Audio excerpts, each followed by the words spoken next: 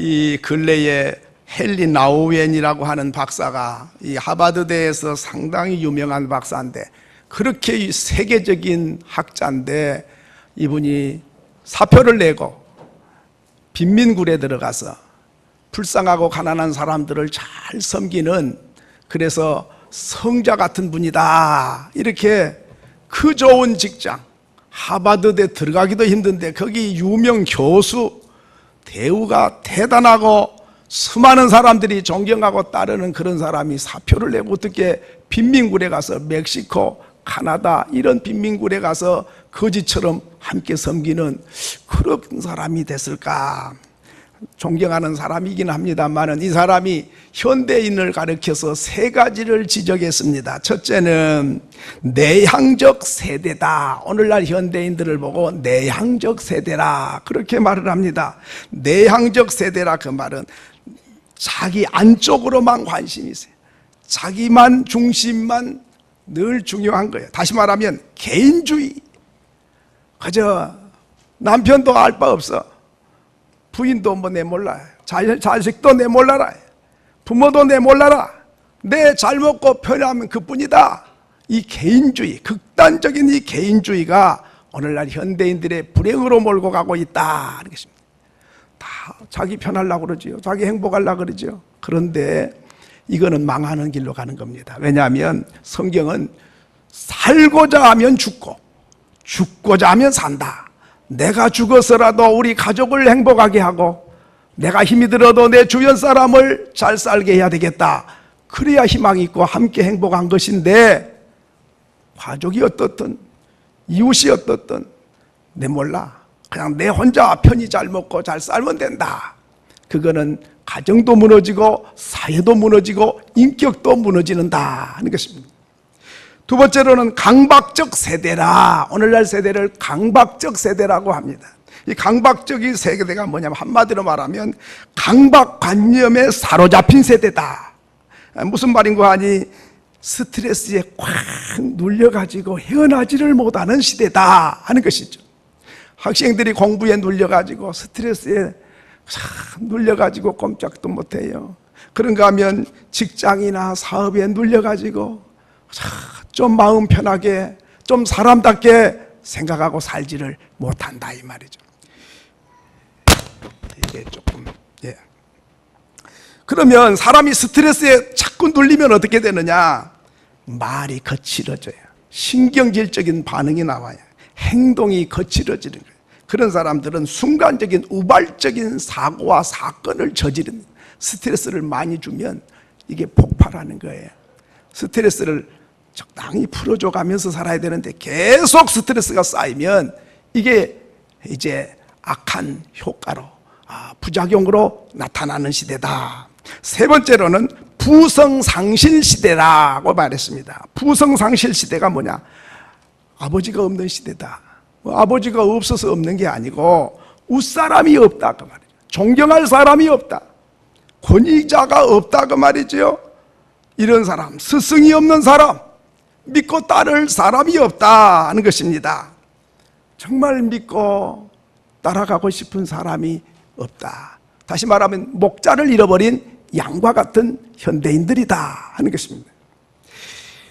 그러면 현대인들은 훌륭한 사람이 없어서 없는 게 아니고 훌륭하고 따를 만한 사람은 많이 있는데 내가 교만해가지고 저 인간은 저것 때문에 내가 뭐 존경할 수 없어, 저런 사람은 저런 허물 때문에 나는 따를 수 없어.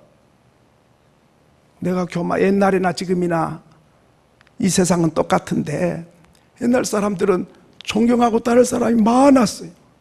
그런데 당신 정말 멘토가 누구요? 내 인생 문제를 함께 의논하고 지도받고 싶고 인도해 줄 사람 누구냐? 없어요. 이게 바로 비극이다는 것입니다. 이렇게 목자를 잃어버린 양들, 갈 바를 모르고 방황하는 인생, 그것이 오늘날 현대인이다 하는 것입니다. 그런데 예수님께서 갈릴리 바닷가를 지나가시면서 베드로와 안드레가 그물 던지고 고기 잡고 있는데, 시몬아, 안드레야, 두 사람은 형제가 아닙니다. 형제가 배를 타고 그물 던져 고기 잡고 있는데 나를 따라오너라. 내가 사람을 낚는 어부가 되게 해주겠다. 그랬더니 두 형제가 잡은 고기도 놔둬버리고 배도 그만 놔둬버리고 그물도 다 그만두고 그냥 손 털고 주님을 따라 나가서게 됐다 하는 것입니다. 그런데 그 마침 조금 지나가니까 바닷가에서 또 야고보와 요한이 그물을 짓고 있었습니다. 그물이 찢어져서 꿰매고 있는 것이죠. 야고보와 요한도 형제가 됩니다. 두 형제가 고기잡이 하다가 이제 그물을 손질해서 고기를 잡기 위해서 준비하고 있는데 요한아, 야고보야, 나를 따라오너라. 내가 너희를 사람 낚는 어부가 되도록 해주겠다. 그랬더니 아버지도 거기 계시는데 그만 놔두고 또 일꾼들을 불러다 같이 일을 했는데 일꾼들도 거기 놔두고 잡은 고기도 거기 놔두고 배와 금을 다 두고 그냥 즉시 예수님을 따라서 제자의 길을 가게 됐다고 했습니다. 여러분, 우리는 늘상 들으니까 그런가 보다 하지요. 쉬운 일이 아닙니다. 여러분에게 30세 되는 청년이 와가지고 여보시오, 직장 사표 내고 나 따라오시오. 사람 낚는 어부가 되게 해줄게요. 나 따라오시오. 그러면 여러분 사표 내고 따라갈 사람 몇 명이나 있습니까? 정신 이상한 사람 아니고서는 이 사람이 말한 소리를 듣고 어떻게 그걸 즉시 그냥 따라간 것도 아니고 배와 그물은 직장이요 사업인데 이걸 다 놔버리고 가게를 문 닫아버리고 그냥 따라갔다. 이런 일이 있을 수 있습니까? 만약에 여보시오, 연봉 1억씩 줄 테니까 나 따라오시오. 그래도 따라가기 힘들어요. 왜? 이 인간이 언제 변덕을 부려가지고 내가 언제 그런 소리 했냐 그래버리면 오리발 내비면 어떻게 할 거예요? 누가 책임져? 정부가, 왕이 1억씩 줄 테니까 나 따라오시오. 그러면 믿을만 하지요. 그런데 갈릴리 바닷가에 예수님 지금 30세 뭐 알려주지도 않고 유명하지도 않고 뭐 하나님 아들 그런 거 알지도 못하는 시대에 나 따라오시오. 사람 낚는 어부 되게 해줄 테니까 따라오시오. 예, 알겠습니다 하고 사표 내고 가게 문 닫고 손 털고 그대로 따라가는 그런 일이 여러분 있을 것 같습니까? 그 상식적으로 그게 가능한 이야기입니까?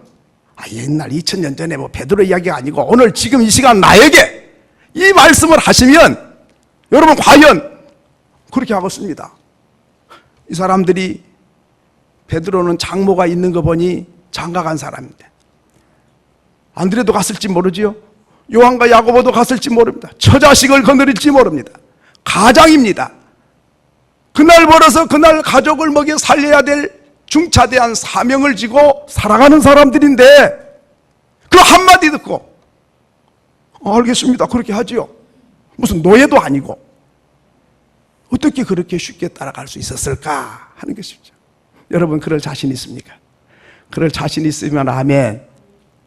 봐요, 자신이 없잖아. 옛날 옛적에 베드로 이야기로만 생각하지 마세요. 이 말씀은 오늘 현재 나에게도 똑같이 말씀하시는 거예요. 그런데 이렇게 주일마다 오신 거 보니까 여러분은 지금 예수 따라서 잘 지금 오고 계신 줄로 믿습니다. 예, 그 보통 분들이 아니에요. 자, 그런데 그럴 만한 이유를 몇 가지 제시합니다. 첫째는 예수님이 여기는 그냥 따라오라 그랬지만 마태복음에 이렇게 앞뒤를 보면 고기를 못 잡고 실망했을 때에 그물을 깊은 데 던져서 고기를 잡으라. 그래서 그물을 던졌더니 찢어질 만큼 잡히니까 깜짝 놀란 거예요. 이분이 보통 사람이 아니네. 이분 말씀은 바로 그대로 현실이 되는 이런 분이시네. 이런 분이면 내 인생 전부 맡기고 따라가도 손해날 일이 없겠다. 그런 판단이 들었던 것 같아요. 기적을 보여주셨습니다. 표적이 따르겠습니다. 그래서 제자들의 두 눈이 둥그러지고 가슴이 뛰기 시작하니까, 그러니까 오라고 하니까 그냥 따라가게 된 겁니다. 주님은 믿을만하게 해주고 믿으라고 하고 따라올만하게 해서 따라오라게 하지 그냥 무대볼로 따라오란 게 아니에요. 두 번째로는 세례 요한을 통해서 들었어요. 세례 요한은 예수님보다 6개월 먼저 나온 사람입니다.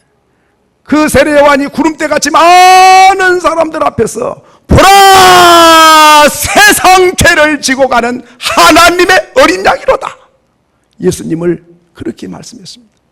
그러니까 지금 소문을 통해서도 들었고, 또 수많은 사람이 세례 요한 앞에서 예수님이 과연 누군지, 그분이 하나님 아들이요 우리 민족이 수천 년 동안 고대하고 기다렸던 메시아 예수 그리스도, 이것을 들었기 때문에, 들었던 예수가 갈릴리 바다에는 한 300~400척이 항상 고기 잡고 있었는데, 특별히 베드로와 안드레, 요한과 야고보, 이 배에 이 사람들만 보고 나를 따라오너라 말씀하십니다. 선택을 받은 거죠. 배가 수백 채고 수많은 사람이 있는데 특별히 하나님의 아들 예수가 나를 찾아오셨고 나를 선택하셨고 나를 제자 삼겠다고 하시고 나를 따라오라고 하시니 거절할 수 없는 그 위엄과 그 권위와 그 권세 앞에 그대로 순종하고 따르게 된 거죠. 세 번째로는 비전을 줬습니다. 지금까지는 너희들이 고기를 잡아 먹고 사는데, 그 당시는 고기를 잡아가지고 냉장고도 없는 시대니까 소금을 많이 뿌립니다. 그래가지고 이 고기를 소금에다가 절여가지고 로마에다가 수출을 하게 됩니다. 그럼 이 사람들은 뭐 수출까지는 못하고 다 분야가 있잖아요. 잡는 일에만 하고, 그 다음에 이제 다른 사람이 다 그걸 한꺼번에 사서 소금을 많이 쳐가지고, 요즘에 강고등어처럼 말이죠, 이래가지고 소금에 재가지고 이제 로마로 이렇게 팔고 또 이스라엘 사람들에게도 팝니다. 이렇게 사는데 고기만 잡아서 배만 채우고 그저 겨우 육신의 살만 연명을 하고 있는데, 이제부터는 고기 잡는 어부가 아니고 사람을 낚는 어부가 되게 해주겠다. 와, 한 생명이 천하보다 귀한데 나를 통해 사람 살리는 일을 하시겠다니, 야, 이보다 더 귀한 일이 어딨나. 이런 비전을 줘서 짐승처럼 그냥 배나 불리고 등이나 따뜻하고 먹고 살다가 죽어서 지옥에 가는 그런 인생이 아니라, 정말 하나님의 아들께서 죄에서 건져서 영생 얻게 하고 천국 가게 하고 복되게 하는 이 사람 건지는 이 비전을 나도 공유하고 따라가리라, 이렇게 결론을 내리고 그들이 따라가게 됩니다. 여러분, 비전을 주면요 눈빛이 달라집니다. 비전을 품으면 가슴이 뜁니다. 미국에 할렘가가 있습니다. 지금도 그 가난한 촌이긴 하지만 옛날에는 미국이 잘 살긴 하지만 할렘가는 완전히 거지촌이거든요. 그래서 이제 거기 가정도 제대로 된 가정이 없고 학생들도 제대로 된 학생이 없어요. 그러니까 초등학교를 졸업하면 중학교를 가야 되는데, 중학교 지나간 학생이 100명 잡으면 손가락 꼽을 만해 몇 사람 정도밖에 안 돼. 왜? 첫째는 공부를 안 해요. 두 번째로는 공부를 해도 소용없어요. 집안이 다 깨지고 부서져가지고 떼거리가 없는데 나를 중학교 보내줄 만한 가능성이 있어야 공부를 하지, 해봐도 헛일이거든. 그러니까 안 하는 거예요. 이래서 그 잘 사는 나라, 그 거지같이 사는 그 할렘가에 그 불쌍한 학생들에게 유진 자선 사업 단체에서 학생들을 불러 모아놓고 연설을 했어요. 여러분, 실망하지 마세요. 가정 형편 그거 탓하지 마세요. 오늘부터 부지런히 여러분 공부하면 여러분 등록금은 우리 재단에서 책임지고 등록금 다 대주고 대학교까지 다 보내준다. 공부만 열심히 하면 확실하게 보내준다. 이렇게 희망을 줬어요. 그랬더니 그날부터 애들의 눈빛이 달라졌어요. 그날부터 애들이 노는 모습이 달라진 거예요. 말하는 게 달라졌어요. 공부를 해라 해도 안 했던 애들인데 저희들이 스스로 하겠다 그러고 선생님께 질문을 하고 어떻게 하느냐고 이렇게 달라져 가슴이 뛰기 시작합니다. 그래가지고 그 다음부터 그 말을 듣고 난 뒤로부터 그 아이들이 중학교 지나갈 확률이 90%가 넘어가 버린 거예요. 와, 기적이 일어나 버렸어요. 어떻게 그래 됐나? 학교도 그대로고 선생님도 그대로고 학생도 그대로고 가정도 그대로고 전혀 달라진 바가 없는데 어떻게 애들이 눈빛이 이렇게 반짝거리고 가슴이 뛰고 이게 태도가 바뀌었냐? 아무것도 없이 유진 그 사회복지 단체에서 희망을 준 거예요. 공부를 책임지고 시켜준다. 등록금을 책임지고 내준다. 그런데 조건이 있다. 공부를 열심히 해야 된다. 여러분, 오늘 우리들은 아이들에게 그냥 공부하라고 쥐어받기만 하죠. 근데 왜 공부해야 되는지를 모르잖아요. 그러니까 하기 싫잖아요. 그래가지고 공부가 잘 안 되는 거죠. 희망을 불어여면 하지 말라 그래도 할 정도가 돼야 되는데 희망이 없는 공부를 자꾸 하라 그러니 괴롭기 짝이 없는 거지요. 고기만 잡아먹고 배만 채우고 그저 편히 먹고 마시다가 죽으면 끝나는 인생이 아니고 생명 건지는 이를 위하여 내 한평생 바치리라. 이런 결단을 하고 주님을 따라갑니다. 배와 금을 다 놓고 그냥 따라갑니다. 여러분, 따라가더라도 예수님 좀 생각 좀 해보고요. 오늘 저녁에 내가 깊이 좀 생각을 해보고 따라가든지 안 따라든지 내일 내가 알려드리겠습니다. 그러지 않았어요. 가서 가족회의를 해봐가지고 다수결로 결정해가지고 알려주겠습니다. 그러지 않았어요. 우리가 토론해보고 형제가 다 의논해봐가지고 하겠습니다. 그러지 않았어요. 실익을 계산하지 않았습니다. 변명하지 않았습니다. 다음에 따르겠습니다. 그러지 않았습니다. 즉시 따랐더라. 오늘 17절에 나를 따라오너라 그러지요. 그러니까 18절에 곧 그물을 버려두고 따르니라 했습니다. 여러분, 18절에도 그물을 버려두고 쫓으니라. 20절에는 아비 세배되는 싹꾼들과 함께 배에 버려두고 예수를 따라가니라. 모든 걸 다 버리고 즉시 따라갔더라. 이게 중요합니다. 오늘 여러분, 주님이 가라사대 말씀하시다 그러면 우리는 어떻게 생각합니까? 좀 생각해 보겠습니다. 좀 의논해 보겠습니다. 좀 고려해 보겠습니다. 그러면 그거는 순종한 게 아니에요. 여러분, 누구에게 뭔가를 시키면 예, 알겠습니다. 즉시 하겠습니다. 그런 사람하고 고려해 봤다가 하겠습니다. 다음에 하겠습니다. 그럼 어떻습니까? 그만둬. 오늘 사람들이 하는 말은 고려도 해보고 생각을 해봐야 되겠죠. 그러나 하나님이 가라사대 말씀하시면 생각할 필요도 고려할 필요도 의논할 필요도 없이 즉시 순종하는 것이 바로 하나님의 기쁨이 되는 줄로 믿습니다. 즉시. 얼마나 속 시원하겠어요. 얘가 하겠습니다. 즉시.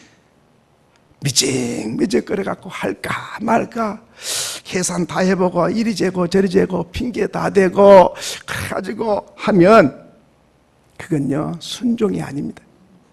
그건 계산하는 거죠.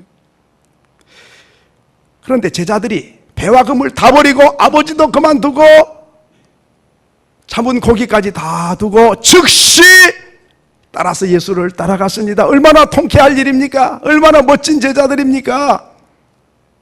여기서 다 내려놓고 포기하고 갔다 그 말은 예수 따르는데 지장되는 거, 장애가 되는 거, 그것을 내려놓고 주님을 따라갔다 그 말입니다. 배를 그대로 가지고 그물을 그대로 가지고는 고기 잡아가면서 예수를 쫓을 수가 없었거든요. 그거 값진 건데 비싼 건데 그거 다 놓고 어떻게 갔나 아까워가지고 이런 생각이 드는데 원래의 뜻은 장애물이 된다면, 주님 따라가는데 걸림돌이 된다면, 주님 따라가는데 조금이라도 방해가 된다면 아낌없이 내려놓고 주님을 따라가겠다는 것입니다. 주님 따라가는 데는 수고가 따르고 정성도 따르고 희생도 따릅니다. 다 가지고는 못 따라가요. 네. 자, 그런데 이렇게 따랐던 제자들인데 한참 따라가다가 이게 이제 문제가 생겼습니다. 제자들이 앉아가지고 네가 크냐? 내가 더 크잖아. 너보다 내가 선배잖아. 해가지고 기재기를 합니다. 그런가 하면 예수님이 왕이 되실 건데 왕이 되면 오른쪽은 누가 앉을 것이며 왼쪽은 누가 앉을 것이냐?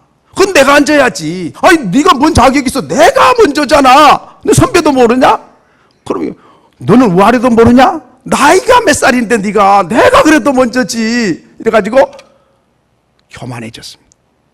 이래가지고 기재기를 하고 오른쪽 왼쪽 서로 차지하겠다고 그러고 이것 때문에 치맛바람이 불어가지고 어머니가 예수님 찾아가서 특별히 우리 아들 두 명은 오른쪽 왼쪽 특별히 앉혀달라고 요청을 하고 그 소식을 들은 제자들이 열받아가지고 분노하고 다투게 됩니다.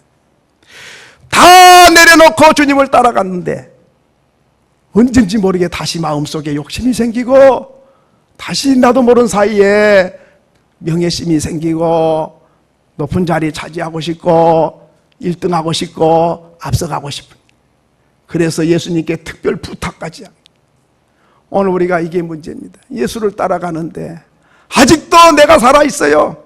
욕심이 그대로 있고 높아지고 싶은 마음이 그대로 있고 자랑하고 우쭐대는 교만한 마음이 그대로 있고 아직도 포기하지 못하고 아직도 내려놓지 못하고 그걸 움켜쥐고 주님을 따라가려고 하니 이제 주님을 겉으로는 따라가는데 마음속에는 예수 따르는 자세가 아니죠.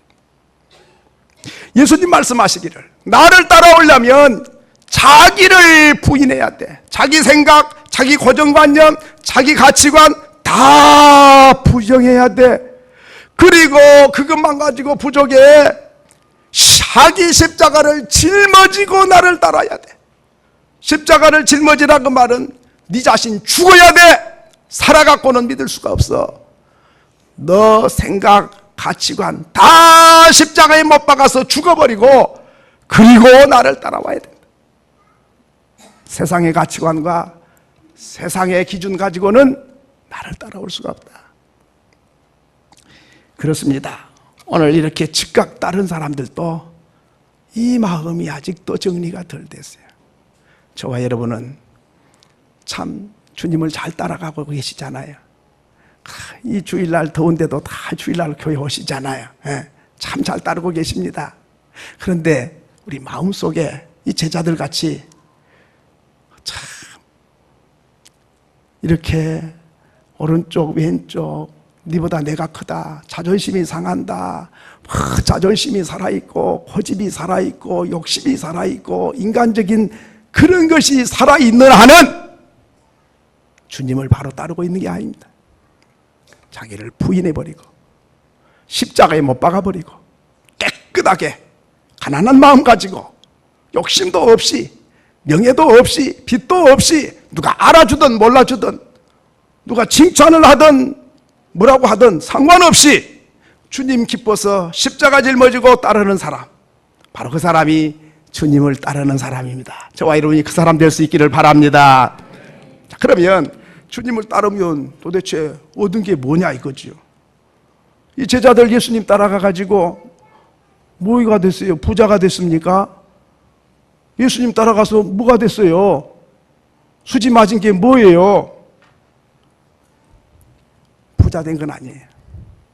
고기 잡은 것보다 더 힘들었어요. 때로는 배가 고파가지고 밀밭 사이를 지나가면서 미리삭을 비벼서 먹어야 될 만큼 배고플 때도 있었어요.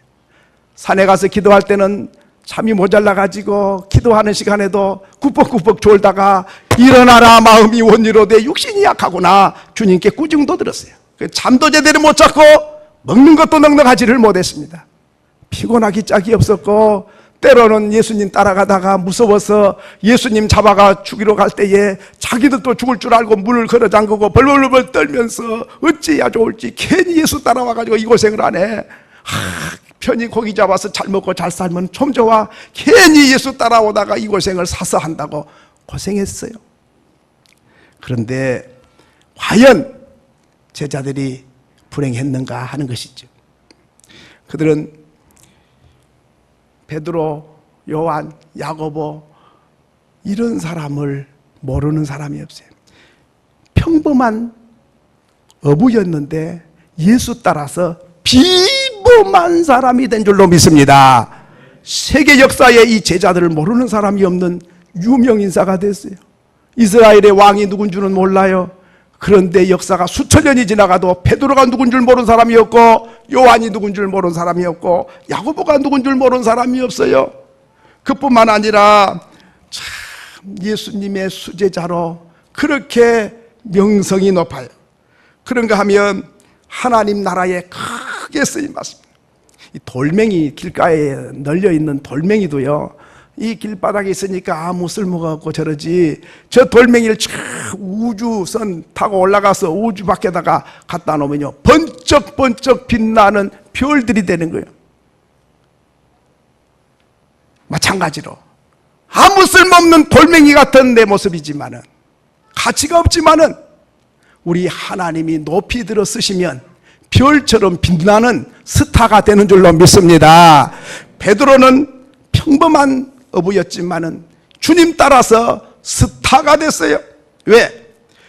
다니엘서 12장 3절에 보면 많은 사람을 옳은 대로 돌아오게 하는 자는 별과 같이 영원토록 비치리라. 한번 읽겠습니다. 시작.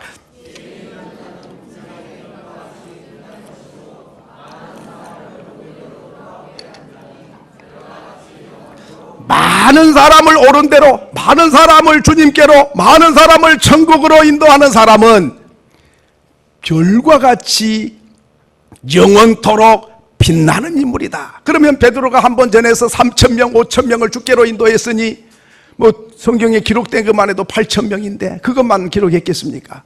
성경에 기록되지 않는 게 또 얼마나 많아요. 수천, 수만 명을 인도했습니다. 그렇다면 베드로는 하늘의 별처럼 빛나는 스타가 된 거죠. 저와 여러분도 많은 사람을 주께로 전도하면 스타가 되는 줄을 믿습니다. 한 생명이 천하보다 더 귀한데, 하늘과 땅보다 더 귀해요. 그런데 조금 돈 몇 푼 집어준 것만 해도 참 잊을 수 없는 사람인데, 영원히 지옥에 갈 사람을 영원한 천국으로 인도해주는 이 전도자의 말로 스타 중에 스타가 되는 줄을 믿습니다. 예, 이보다 더 귀한 일이 없습니다. 뿐만 아니라 예수님은 예수님을 따라갔더니 바로 예수님 따르는 사람은 어떤 사람이냐? 복을 갖다 주는 사람입니다. 로마서 15장 29절에 그렇게 말씀했습니다. 한번 읽겠습니다. 시작.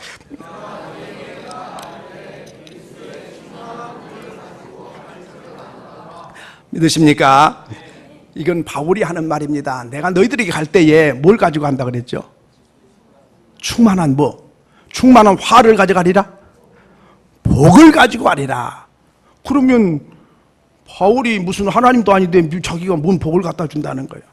예수를 전해주는 것은 복을 전해주는 줄로 믿습니다. 예수 안에 복이 있어요. 예수 믿고 천당만 가는 게 아니에요. 자, 보시겠습니다. 골로새서 2장 2절로 3절 한번 보겠습니다. 골로새서. 자, 읽습니다. 시작.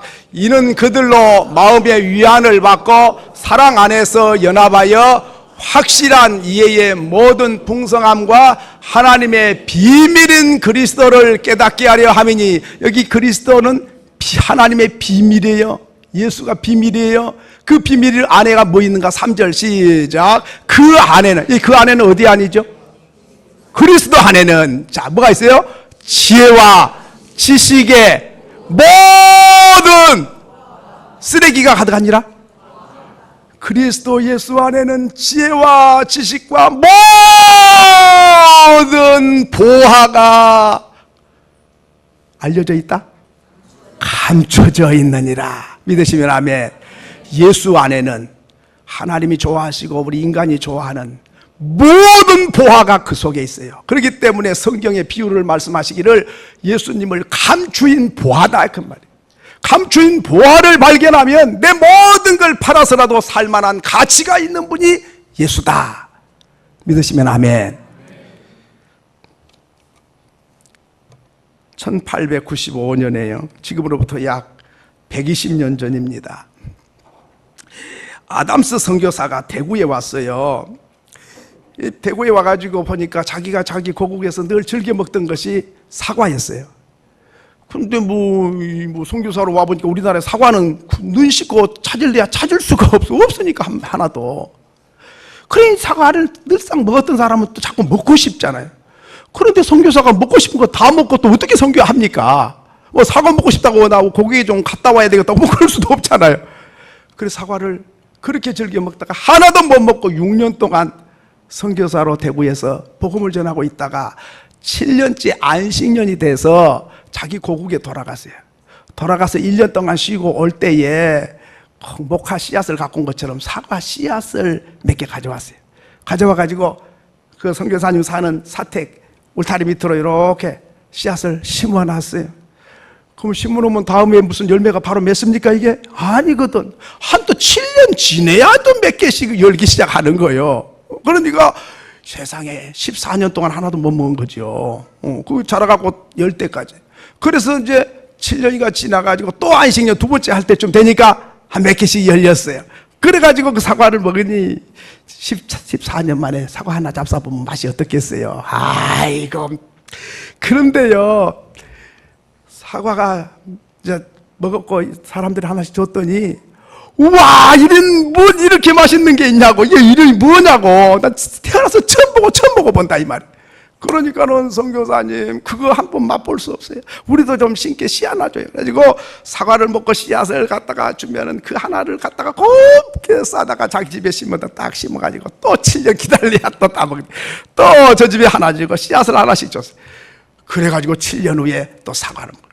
그 다음에 씨앗이 퍼져가지고 옛날에는 사과랑 그리고 능금이라 그랬어요. 능금. 그래가지고요, 이 능금은 이 사과는 지금 부사는 일본에서 가져와가지고 부사 보기 좋고 뭐 크고 탐스럽긴 한데 맛은 능금과 비교가 안 돼요. 옛날 우리 어르신들 그 능금 잡숴보시면 우리 권사님 계시죠? 그 맛 시커름하면서 달콤한 그 있잖아요. 그냥 말만 해도 그냥 침이 나오고 그 너무 맛있어요 그거. 와, 그 능금 한 그루를 심어놓고 애기 낳을 때 하나 씨앗 하나 심어놓으면 그놈이 20살 되고 대학교 가면은 많이 열려가지고 대학교 등록금이 돼가지고 사과 한 그루 가지고 대학교를 보내는 거예요. 요즘에야 만해가지고 이제 그런 시대는 아니지만 그때는 그랬어요. 대구의 사과, 유명한 사과 고장은 대구 하면 사과. 대구 사신 분들은 특별히 감사해야 돼요. 그거 선교사님이 갖다 준 줄도 모르고 잡수기만 할 게 아니에요. 선교사 한 사람이 와가지고 복음을 전해가지고 죽어가는 생명만 건져준 게 아니고 그런 좋은 걸 다 갖다 주는 거예요. 그리고 문화를 개방시켜주고 또 깨우쳐줘, 공부를 시켜줘. 사람들이 깡 막혀가지고 맹장이 터져가지고 떼굴떼굴 구르면서 죽어간다 그러는데도 이걸 수술하면 사는데 몰라. 그래 무당 데려다가 군만 하고 앉았네. 군만. 네. 맹장이 터져가지고 죽어가는데 구슬하면 그게 낫겠는가 하면 생각을 해봐요. 생각이. 그래가지고 의료 선교사들이 그 간단하다고 이렇게 찢어갖고 그 조그만 거 뚝 떼어내면 산다고. 아이고 어떻게 배를 가르냐고. 절대 안 돼. 그래갖고 죽어간 사람도 많아요. 그래가지고 병원들을 세워가지고 그래서 치료를 해주고 학교를 세워서 공부를 가르쳐서 이 지식에 눈을 띄워주고 민주주의가 뭐 하는 건지 그런 걸 가르쳐주고 선교사들이 와갖고 축구하는 것도 가르쳐주고 야구하는 것도 가르쳐주고 좌우장 가르쳐준 걸 헤아릴 수가 없어요. 우리가 하루아침에 이렇게 된 게 아니에요. 예수 그리스도 안에는 지혜와 지식과 모든 보화가 감추어 있느니라. 이 예수를 가서 전해주면 보물단지를 전해주는 거예요. 예수 믿어 죄인반들이 용서받아 천국도 가고 예수를 만나가지고 마음이 변화되고 가정이 새로워지고 행복해지고 사회가 바로 되고 나라가 바로 되고 와 예수가 들어가는 나라치고 제대로 안 되는 나라가 없어요. 다 미신에 찌들고 귀신 따라가고 부닥거리하고 사마니즘에 사로잡혀가지고 짐승처럼 벌레처럼 그렇게 사는 인생들을 영적인 눈을 열고 마음의 문을 열어가지고 인생 자기가 얼마나 비참한 인생인 걸 보게 하시고 살아계신 하나님이 어떤 분이신지 그분의 말씀을 듣고 다시 변화가 되고 새 사람이 돼서 새 나라가 이루어집니다. 이 예수를 따라오라. 그러면 너도 구원받지만은 바로 사람을 낚는 어부, 민족을 낚는 어부, 나라를 살리는 어부, 보화를 가지고 나눠주는 사람이 될 것이다. 그래서 바울은 내가 가면 복을 갖다 줄 줄을 알라. 저와 여러분은 복을 날라다 주는 축복의 통로인 줄로 믿습니다. 예수를 따라가면 예수 믿으라. 그리하면 너와 내 집이 구원을 얻으리라. 예수 내가 믿으면 나만 구원받는 게 아니라 나를 통해서 가족이 다 구원받아요. 그리고 내가 가는 곳마다 이 보물단지를 갖다가 예수전에서 보물단지를 다 안겨주는 거예요. 그래가지고 우리나라가 이렇게 보물단지를 안아가지고 이렇게 50년 만에 이런 나라를 건설한 나라는 세계 역사상에 없는 거 아니에요. 그게 여러 가지가 있지만 그 중에 가장 중요한 건 예수 안에 감추인 보화를 발견했기 때문인 줄로 믿습니다. 이제 모든 거 다 내려놓고 예수 따라서 이 보물단지를 어두운 사람들에게, 예수 모르는 사람들에게 전해서 그들이 이 보물 때문에 기뻐하고 춤추고 노래하게 하는 저와 여러분이 될 수 있기를 소원합니다.